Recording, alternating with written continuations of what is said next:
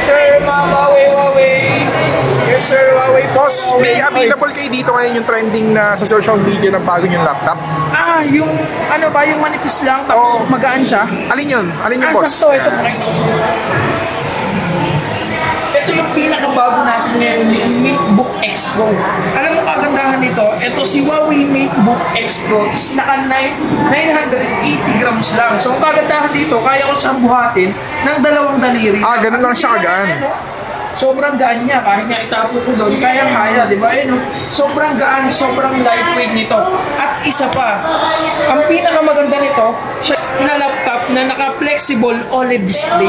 So, ang kagandahan pa nito, ito touchscreen po yan.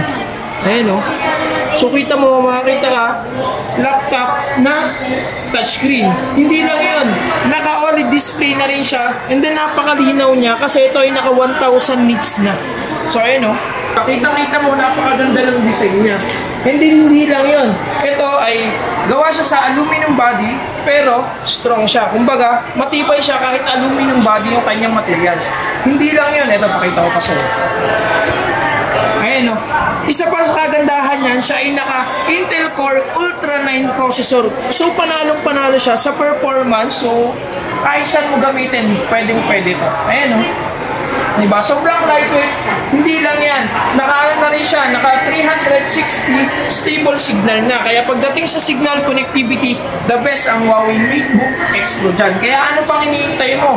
Pumunta ka na sa pinakamalapit na Huawei official store sa inyong lugar at mag-pre-order ka na ng Huawei MateBook X Pro.